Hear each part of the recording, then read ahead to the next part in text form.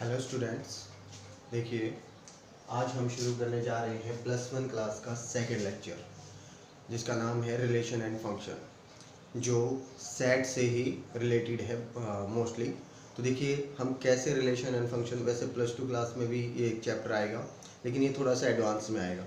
अब हम इस रिलेशन एंड फंक्शन को थोड़ा सा अच्छे से पढ़ेंगे, ताकि आप 12th क्लास में इसको ठीक से कर पाएँ।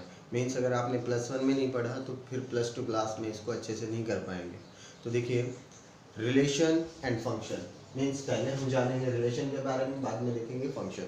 तो रिलेशन क्या होती है, नाम से ही हमें कंफर्म हो रहा है कि रिलेशन है। मीन्स रिलेशन होगी तो दो चीज़ों के बीच में ही होगी, तो दो एलिमेंट के बीच में। अब वो दो एलिमेंट के बीच की रिलेशन, वो एलिमेंट्स कहाँ से आएंगे? एलिमेंट्स हमें मिलेंगे सेट से। तो सेट से देखिए, सेट हमने पढ़ा था क्या होता है, तो सेट से आगे ही चलते हैं, हम सेट का कार्टेशियन प्रोडक्ट पढ़ते हैं।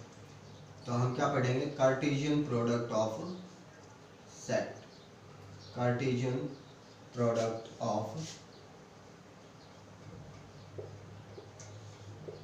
सेट। दो सेट का कार्टेशियन प्रोडक्ट, अब तीन का भी निकाल सकते हो, कोई जरूरी नहीं है। दो सेट का कार्टेशियन प्रोडक्ट देख लीजिए एक बार क्या होता है। मान लीजिए हमारे पास हम नोटेशन इसको देंगे ए क्रॉस बी से। मान लीजिए एक सेट है ए, दूसरा सेट है बी, तो ये जो क्रॉस लगा है ये कार्टेशियन प्रोडक्ट को ही शो करता है। तो ए क्रॉस बी किसके इक्वल होता है?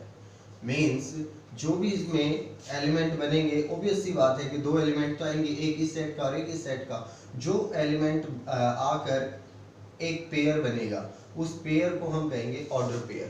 तो देखिए पहले ये टर्मिनोलॉजी जो है वो पढ़ लेते हैं। पहले क्रॉस प्रोडक्ट को पढ़ लेते हैं। क्रॉस प्रोडक्ट होता क्या है?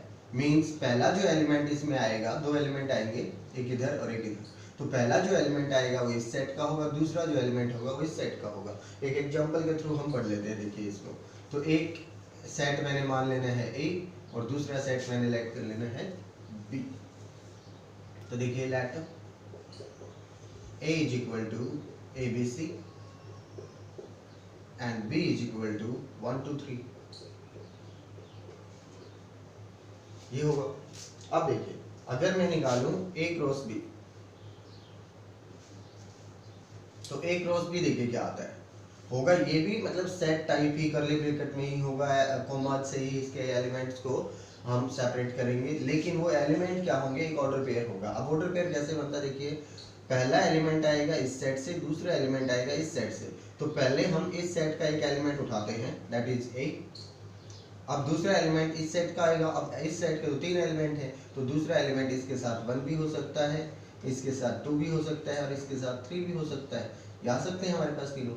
फिर हमारे पास पहला एलिमेंट हमें उठाना है इससे, मीन्स दूसरा एलिमेंट जो है वो उठा लेते हैं हम बी। अब बी के साथ 1 भी हो सकता है, 2 भी हो सकता है, 3 भी हो सकता है, B1 B2 B3 ये आ सकते हैं। सेम प्रोसीजर हमारे पास होगा सी के साथ। अगर इसका मैं एलिमेंट सी लेता हूँ तो इनका 1 भी हो सकता है, सी के साथ 2 भी हो सकता है, सी के साथ 3 भी हो सकता है। तो ये जो मिलकर आए हैं हमारे पास सारे एलिमेंट, ये क्या है? ए क्रॉस बी। तो ए क्रॉस बी में ये जो एलिमेंट आएंगे इनको कहते हैं हम ऑर्डर पेयर। इनको क्या कहेंगे? ऑर्डर्ड पेयर, ऑर्डर्ड पेयर कहेंगे। तो देखिए ये जो ऑर्डर पेयर है ये हमें बताएंगे कि इसमें पहला एलिमेंट जो है वो पहले सेट का है, दूसरा जो एलिमेंट है वो दूसरे सेट का है। अब देखिए कितने ऑर्डर पेयर बनेंगे ए क्रॉस बी में? ए क्रॉस बी में उतने ही एलिमेंट बनेंगे जिसका जितना इनका प्रोडक्ट होगा कार्डिनल नंबर का। तो इसका कार्डिनल नंबर क्या है? Number of A is equal to 3 and number of B is equal to also 3। तो इसमें एलिमेंट कितने बनेंगे? That is 9। तो 3 इंटू 3, तो 9 बनेंगे अपने पास। अब ये होता है कार्टेशियन प्रोडक्ट। इसमें आप तीन सेट का भी निकाल सकते हो, या ए का ही 3 बार, ए का ए के साथ भी क्रॉस कर सकते हो, कोई दिक्कत नहीं है। पहला एलिमेंट भी ए का होगा, दूसरा भी ए का होगा, तो बारी बारी से हम बना लेंगे। तो कोई इंपॉर्टेंट नहीं है। हमें कार्टेशियन प्रोडक्ट समझ में आ गया कि पहला एलिमेंट पहले सेट का लेना है, दूसरा एलिमेंट दूसरे सेट का लेना है, और इस तरीके से ऑर्डर पेयर बना देने हैं। अब जो हमारे पास आता है रिलेशन। रिलेशन क्या होता है? रिलेशन अब यहीं से निकल कर आता है। पहले उससे पहले हम एक चीज और पढ़ लेते हैं। ये ऑर्डर पेयर के बेसिस पे एक क्वेश्चन बन जाता है हमारे पास कई बार कि equality of order pair, equality of ordered pair. देखिए ये क्या कहती है, मीन्स दो ऑर्डर पेयर की इक्वालिटी, मीन्स अगर दो ऑर्डर पेयर इक्वल हैं तो उसके हमारे पास एलिमेंट इक्वल होने चाहिए। लेट करो ए एक्स वाई एक ऑर्डर पेयर है, ये इक्वल दिया हुआ है हमें ए बी के, तो it means A is equal to X and Y is equal to B, तो ये हमारे पास इक्वल होंगे, तो हम ऑर्डर पेयर को इक्वल कह सकते हैं इस तरीके से। तो हमारे पास क्या होगा इक्वालिटी ऑफ ऑर्डर पेयर में, first element is equal to first element, second element is equal to second element. तो ये हम इक्वालिटी ऑफ ऑर्डर पेयर में ऐसे क्वेश्चन हमारे से पूछ लिए जाते हैं, जैसे हमसे पूछेगा वो x plus 1/2 and y minus 3 by 5 that is equal to -3 and 4। तो हमें x और y की वैल्यू निकालनी है, तो इसलिए हम निकाल देंगे, इनको इक्वल रख देंगे। x plus 1/2 is equal to -3, then x plus 1 is equal to -6 and x is equal to -7। तो इस तरीके से हम फाइंड आउट कर देंगे। सेम प्रोसीजर, y को इक्वल रख देंगे, y को इक्वल रखेंगे तो y आ जाएगा। तो हमें पता होना चाहिए कि इक्वालिटी ऑफ ऑर्डर पेयर में क्या करते हैं, फर्स्ट एलिमेंट फर्स्ट के इक्वल, सेकंड सेकंड के इक्वल रखते हैं, तो इस तरीके से हम निकाल देंगे। अब इसके बाद आती है रिलेशन। तो रिलेशन देखिए कैसे निकालेंगे। जो वर्ड रिलेशन है हमारे पास, देखिए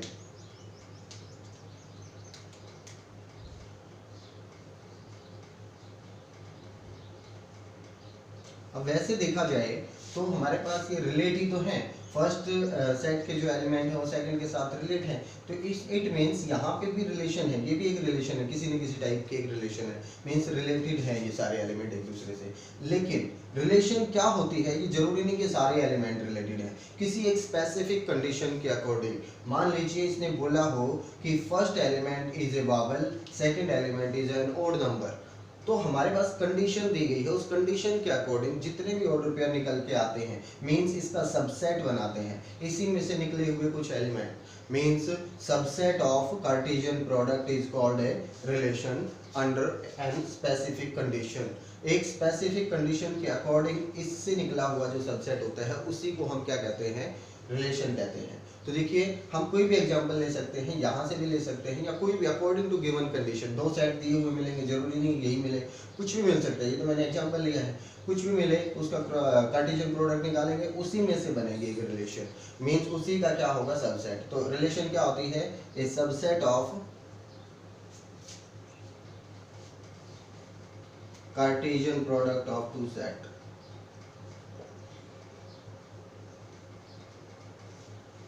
Cartesian product of two set under a given condition।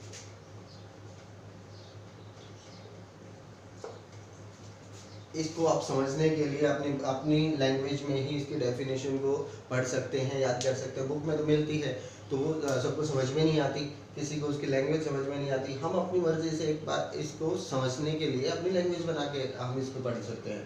तो देखिए कार्टेशियन प्रोडक्ट बनेगा दो सेट का, वो हमने सीख लिया, अब उसके अंदर से उसी का सबसेट होता है, उसी को रिलेशन कहते हैं। तो रिलेशन जो होती है हमें पता है, देखिए रिप्रेजेंटेशन ऑफ द रिलेशन। अब इसको जैसे सेट को रिप्रेजेंट करने के हमारे पास दो तरीके थे, एक था हमारे पास सेट बिल्डर फॉर्म, एक है हमारे पास रोस्टर फॉर्म। तो सेम प्रोसीजर है कि रिलेशन को रिप्रेजेंट करने के हमारे पास तीन तरीके होते हैं। जैसे एक एग्जांपल के थ्रू मैं आपको बताऊं कि मैंने अभी अभी जो एक रिलेशन बनाई थी उसमें से मैं एक बार उसको, जो हमारे पास एक रोशनी था,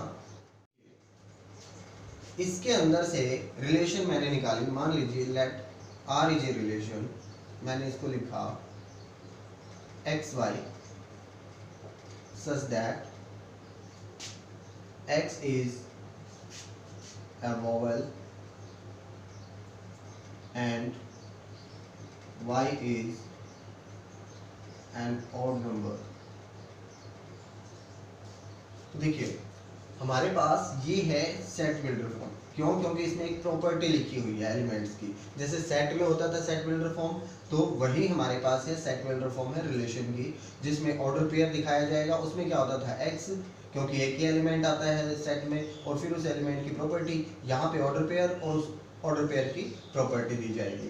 सेम काम अगर इसी को मैं रोस्टर फॉर्म में लिख दूं तो रोस्टर फॉर्म में आप आराम से लिख पाएंगे अगर इसको पढ़ लिया आपने। देखिए x is a vowel, means first element vowel होना चाहिए, इसमें ए है तो ए मैंने लिख दिया। फिर हमारे पास वाई इज ओड नंबर, तो दूसरे प्लेस पे जो नंबर आता है वो ओड होना चाहिए। यहाँ पे ओड है, ठीक है, ये आ सकता है इसमें। फिर ए के साथ इवन आ गया, ये नहीं आएगा, ए के साथ ओड आ गया, ये आ सकता है, ये हमने ले लिया। अब इसके बाद में कोई वावल ही नहीं है तो ये कंडीशन अप्लाई ही नहीं होगी। तो देखिए ये रिलेशन है हमारे पास रोस्टर फॉर्म में, ये रिलेशन है हमारे पास इसमें सेट बिल्डर फॉर्म में। अब बात ये आती है कि हमारे पास जो रिलेशन मैंने बना दी, ठीक है, अब वहां से ए क्रॉस बी से देखिए दो फॉर्म निकल के आई, एक सेट बिल्डर फॉर्म, एक है हमारे पास रोस्टर फॉर्म। अब हमारे पास आती है एरो डायग्राम। एरो डायग्राम कैसे बनेगा? एरो डायग्राम से भी हम क्या कर सकते हैं, इसको नोट कर सकते हैं। सेट में नहीं था क्योंकि सेट में एक ही एलिमेंट होता है।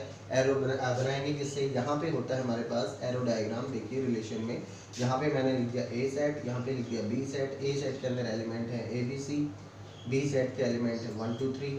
तो ये देखिए अब यहाँ पे ए जो है वो कनेक्टेड इससे है 1 से, और ए कनेक्टेड है 3 से, ठीक है। ये है एरो डायग्राम। इससे हमें पता चल रहा है कि यहाँ पे ये एलिमेंट जो है इससे कनेक्टेड है। अब तीन टर्मिनोलॉजी निकल के आती है हमारे पास। एक होती है डोमेन, एक होती है हमारे पास कोडोमेन, और एक होती है रेंज। अब ये तीनों चीजें होती क्या है? डोमेन वो होती है जो हम किसी चीज को इनपुट करते हैं। देखिए मैंने ए डाला, पहली कंडीशन क्या है? जो वावल, वावल होगा तो ओड नंबर चेक करना है। तो वावल फर्स्ट जो एलिमेंट होता है, मीन्स जो फर्स्ट जो सेट होता है उसको हम क्या कहते हैं? डोमेन कहते हैं। फिर सेकंड जो सेट होता है उसको क्या कहते हैं? कोडोमेन। मीन्स डोमेन क्या होगी? जो फर्स्ट एलिमेंट आता है वही हमारे पास डोमेन होगी, जो सेकंड एलिमेंट आता है वो हमारे पास कोडोमेन होगी। अब रेंज क्या होती है? रेंज देखिए कोडोमेन में तो ये पूरा सेट आ जाएगा 1 2 3, लेकिन रेंज क्या होती है? रेंज वही होती है जो जिसके साथ ये दो एलिमेंट कनेक्टेड हो। मीन्स हमारे पास इसमें रेंज क्या होगी? 1 3। तो देखिए domain first set, codomain second set, और रेंज क्या होती है? रेंज वो होती है हमारे पास जिनके साथ एलिमेंट कनेक्टेड है, मीन्स जो रिलेशन बना रहे हैं। तो डोमेन और रेंज और कोडोमेन को आप आई थिंक समझ गए होंगे। देखिए फर्स्ट है हमारे पास आइडेंटिटी रिलेशन। अब ये रिलेशन कहती क्या है? रिलेशन ये कहती है कि कोई भी एलिमेंट अगर मैं फर्स्ट सेट से उठाऊं, लेट करो मैंने ए उठा लिया सेट से, जो भी हमें सेट दिया हुआ हो, मीन्स जिस पे भी रिलेशन डिफाइन हो रही हो वो सेट उठाया, उससे मैंने एक एलिमेंट उठाया, तो उसका जो डबल है वही रिलेशन में होना चाहिए। मीन्स हमारे पास जितने भी ऑर्डर पेयर होंगे रिलेशन के वो ऐसे ही होने चाहिए, डबल डबल में होने चाहिए। Means A B B C C 1 1 2 2 3 3 इस टाइप के एलिमेंट अगर रिलेशन में है तो उसको कहते हैं आइडेंटिटी रिलेशन। मीन्स अगर मैं इनपुट ए डालता हूँ तो आउटपुट भी मुझे ए ही मिले। तो इस टाइप के जो ऑर्डर पेयर होने चाहिए रिलेशन के अंदर, उसी को हम क्या कहेंगे? आइडेंटिटी रिलेशन कहेंगे। फिर दूसरे नंबर पे आता है यूनिवर्सल रिलेशन।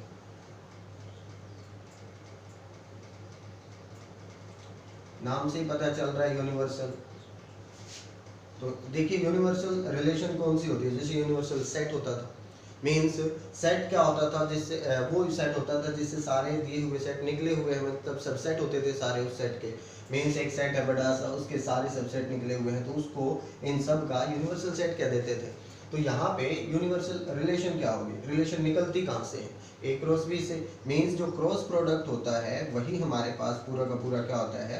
Universal relation. मगर वो ये भी तो एक रिलेशन ही होती है। मैंने आपको बताया था कि जो क्रॉस प्रोडक्ट कहते हैं वो भी एक टाइप से एक रिलेशन ही होती है। अगर सारे एलिमेंट किसी भी कंडीशन के थ्रू उसमें आ जाते हैं तो ये भी हमारे पास एक रिलेशन ही होती है। बाकी सारे रिलेशन निकलती कहाँ से? इसी से निकलती हैं। तो इसको हम क्या बोल देंगे? Universal relation. तो कोई भी दो सेट है उसका क्रॉस प्रोडक्ट जो होता है वो उसकी यूनिवर्सल रिलेशन होती है। फिर उसके बाद आती है वॉइड रिलेशन। वॉइड जो सेट होता था वैसे ही वॉइड नल बोल सकते हैं या फिर एम्प्टी बोल सकते हैं, वही जो सेट में था। तो इन सब का मतलब क्या होता है? मीन्स खाली ऐसी रिलेशन जिसमें कोई एलिमेंट ही ना आए तो उसको क्या कहते हैं? Empty relation. अब कोई भी एग्जांपल ले सकते हैं, जैसे पिछला जो क्वेश्चन था उसमें हम बोल सकते हैं कि x क्या हो, हमारे पास ऑर्डर पेयर कहाँ तक थे? A1 था, A2 था और A3 था, यही थे। और यही एक वावल था उसमें, तो हमें बनानी ही एम्पैथी रिलेशन है, तो हम एग्जांपल ही ऐसा लिख देंगे। देखिए हम बोल रहे हैं x is a vowel and y is a natural number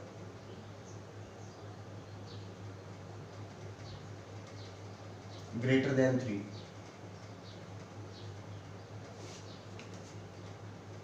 greater than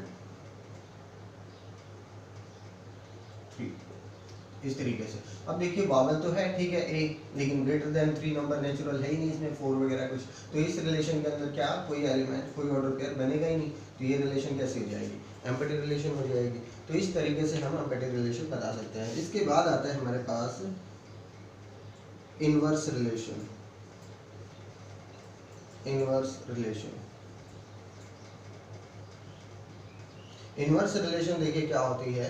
inverse नाम से ही पता चल रहा है, इनवर्स करना मीन्स हमने आप फंक्शन में भी पढ़ेंगे, इनवर्स हमेशा क्या होता है, अपोजिट कर देना। इनवर्स होता है जैसे 2 का एडिटिव इनवर्स, अगर 2 का आप एडिटिव इनवर्स बोलेंगे तो दो तरीके के इनवर्स तो काफी तरीके के होते हैं। देखिए ये एडिटिव इनवर्स है, एडिटिव मतलब इसमें ऐसा क्या जोड़े कि आइडेंटिटी दे दे। आइडेंटिटी क्या मीन्स इसकी आइडेंटिटी एडिटिव इनवर्स की 0 होती है, तो हमें इसमें कुछ ऐसा जोड़ना चाहिए कि 0 आ जाए। तो इसका एडिटिव इनवर्स क्या होगा, 2 का -2, तो अगर -2 का पूछे तो 2, क्योंकि वो उसके अंदर ऐड होने के बाद 0 देता है। फिर मल्टीप्लिकेटिव इनवर्स पूछा जाए 2 का तो 1/2, क्योंकि इसका एडिटिव इनवर्स क्या होता है, इसकी आइडेंटिटी क्या होती है 1। तो हमें उसकी टाइप से देखिए इनवर्स रिलेशन क्या होती है, मींस डोमेन और रेंज, दो चीजें होती हैं। डोमेन होता है पहला एलिमेंट और रेंज होती है दूसरा एलिमेंट। तो जो रेंज को डोमेन में बदल दे और डोमेन को रेंज में बदल दे, वही क्या होता है इनवर्स रिलेशन। मीन जो भी रिलेशन दे रखी है मान लो यही है, तो इसकी इनवर्स क्या होगी, इनवर्स को आप नोट करेंगे आर इनवर्स से। तो आर इनवर्स देखिए ये आर रिलेशन थी, तो आर इनवर्स क्या रहेगा, इसको हम पलट के लिख देंगे ऑर्डर पेयर में इस तरीके से। तो ये बन जाएगी हमारे पास इनवर्स रिलेशन। तो आई थिंक आपको ये चीज़ें समझ में आ गई। अब 3 मोस्ट इंपॉर्टेंट चीज़ें जो मैं आपको कंडीशन टाइप बता रहा हूँ रिलेशन की, वो समझ लीजिएगा, क्योंकि वो 12th क्लास में वही 3 चीज़ें आएंगी। बाकी ये सब कुछ तो बेसिक ही है जो आपने अभी कर लिया है। तो +2 क्लास के लिए जो बेसिक है वो मैं आपको अभी 3 रिलेशन जो बताने जा रहा हूँ। देखिए हमारे पास रिफ्लेक्सिव रिलेशन। देखिए रिफ्लेक्सिव रिलेशन क्या होती है, अगर मैंने सेट से कोई भी एलिमेंट उठाया, A belongs to given set, then A belongs to relation। अब आप कहेंगे ऐसा अभी थोड़ी देर पहले आपने आइडेंटिटी रिलेशन में भी बताया था, अभी आपने रिफ्लेक्सिव रिलेशन में भी यही बताया है, तो इन दोनों में डिफरेंस क्या है। आइडेंटिटी रिलेशन में मैंने आपको बोला था कि अगर मैं कोई एलिमेंट सेट से उठाता हूँ तो उसका डबल ही रिलेशन में होना चाहिए। डबल ही का मतलब है कि उसके अलावा कोई और एलिमेंट नहीं होने चाहिए। तो जैसे A 1 1 2 2 3 3 वही एलिमेंट सिर्फ होने चाहिए, वो होती है आइडेंटिटी। रिफ्लेक्सिव में क्या होता है, ये एलिमेंट होने चाहिए, इसके अलावा चाहे कुछ भी हो।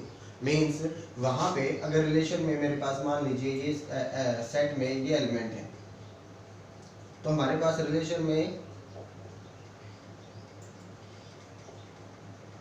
अगर यही है तो इसको बोलेंगे आइडेंटिटी रिलेशन।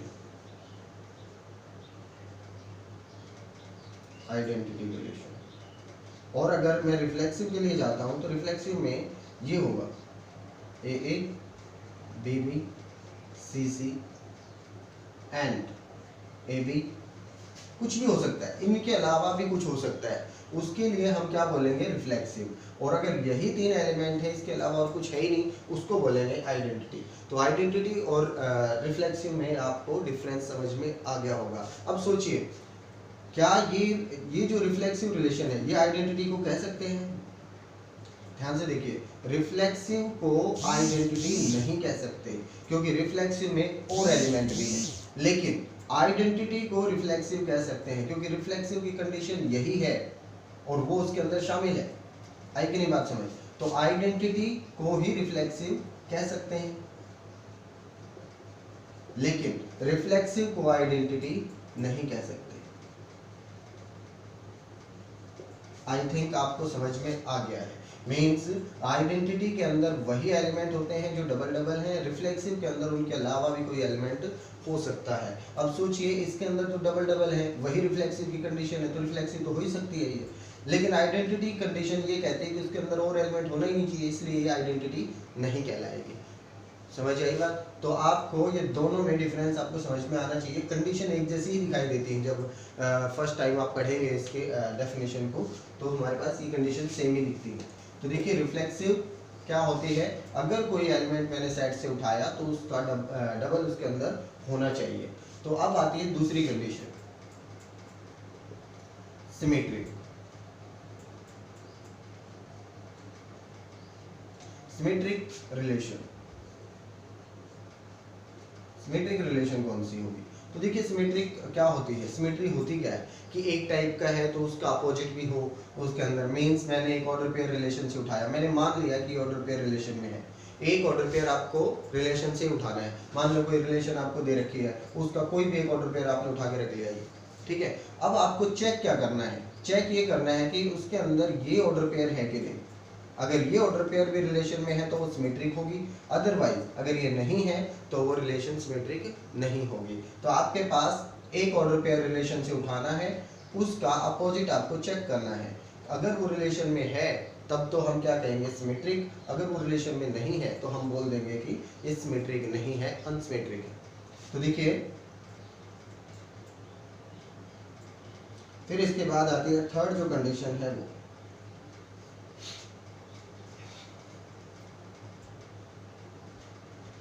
थर्ड देखिए, थर्ड होती है ट्रांजिटिव।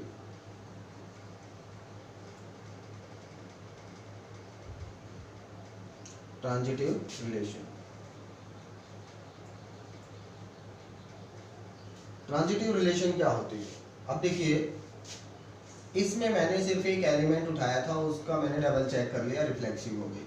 फिर मैंने एक ऑर्डर पेयर उठाया, उसका अपोजिट चेक कर लिया, सिमेट्रिक हो गई। अब मेरे को दो ऑर्डर पेयर उठाने हैं, अब वो दो ऑर्डर पेयर रिलेशन में ही होने चाहिए, उसी से उठाएंगे। मैंने पहला ऑर्डर पेयर मान लीजिए ये उठा लिया ए बी, और मान लिया कि रिलेशन में है, ठीक है, ये रिलेशन से उठाया है तो रिलेशन में होगा। अब दूसरा ऑर्डर पेयर कैसा होना चाहिए रिलेशन में जो हमको लेना है, मीन्स ये जो एलिमेंट है ये उसमें फर्स्ट होना चाहिए। ऐसा भी मैंने एक ऑर्डर पेयर और उठा लिया, दूसरा एलिमेंट कुछ भी हो सकता है। मीन्स ऐसे दो ऑर्डर पेयर मैंने रिलेशन से ही सिलेक्ट करने हैं। अगर मैंने ऐसे दो ऑर्डर पेयर, अगर यही दो ऑर्डर पेयर रिलेशन में नहीं है तो ट्रांजिटिव होगी ही नहीं, पहले कंडीशन तो उधर ही खत्म हो जाएगी, ट्रांजिटिव नहीं होगी। पहले तो हमें ये दो ऑर्डर पेयर ढूंढने हैं, रिलेशन में होना चाहिए, ठीक। चलो ठीक है, मान लीजिए हमें ये मिल गए, हमें ऐसे ऑर्डर पेयर मिल गए, पहला मिला ए बी और दूसरा ऐसा मिल गया जो इसमें सेकंड है वो उसमें फर्स्ट एलिमेंट है, ये कुछ भी हो सकता है। ऐसा ऑर्डर पेयर मुझे मिल गया। अब मुझे चेक क्या करना है, ये जो एलिमेंट है इनसे बना हुआ ऑर्डर पेयर भी होना चाहिए, मीन्स ए सी भी बिलोंग करवाना चाहिए हमारे पास रिलेशन में। अगर ये तीनों ऑर्डर पेयर ये बिलोंग करवाता है इनके बाद, तो हमारे पास क्या होगी, ट्रांजिटिव होगी, अदरवाइज ट्रांजिटिव नहीं होगी। तो हमारे आई थिंक आपको समझ में आ गई तीनों कंडीशन, ये मोस्ट इंपॉर्टेंट है। अगर ये तीनों कंडीशन किसी रिलेशन में सेटिस्फाई होती हैं, ये तीनों कंडीशन किसी रिलेशन में सेटिस्फाई होती है तो उसको कहते हैं इक्विवेलेंस रिलेशन। इक्विवेलेंस रिलेशन उसको कहेंगे हम इक्विवेलेंस रिलेशन। तो देखिए क्वेश्चन में यही पूछेगा, 12th क्लास में एक पूरी एक्सरसाइज है इक्विवेलेंस रिलेशन, वो चेक कहेगा कि चेक कीजिए इक्विवेलेंस रिलेशन है कि नहीं। तो आप तीनों कंडीशन चेक करेंगे, अगर ये तीनों कंडीशन सेटिस्फाई होती हैं तो हम बोल देंगे कि वो इक्विवेलेंस रिलेशन है। तो देखिए बेसिक में, रिलेशन के बेसिक में सिर्फ इतना ही है हमारे पास। करना क्या है आपको, जो पहली एक्सरसाइज है वो सिर्फ ऑर्डर पेयर पे डिपेंडेंट है, मीन्स ऑर्डर पेयर से रिलेटेड ही है कि दो ऑर्डर पेयर को इक्वल दे दिया, या फिर हमें रिलेशन में क्रॉस प्रोडक्ट करके उनका तीन सेट दे दिए, क्रॉस प्रोडक्ट करवाएगा, उनका इंटरसेक्शन यूनियन जो हम सेट में अच्छे से पढ़ चुके हैं, उसी पे बेस्ड क्वेश्चन है, वो आप अच्छे से ट्राई कर पाएंगे क्योंकि आपने सेट पढ़ लिया है और रिलेशन का भी बेसिक कर लिया है। अब रिलेशन बेस्ड ये जो टाइप्स हैं हमने रिलेशन की, इसके बेस में हम क्वेश्चन करेंगे नेक्स्ट वीडियो में। तो आप पहले जो एक्सरसाइज है ऑर्डर पेयर बेस्ड जो एक्सरसाइज है उन पे क्वेश्चन जो है वो करेंगे आप सॉल्व, जो भी प्रॉब्लम आएगी वो हम डिस्कस करेंगे।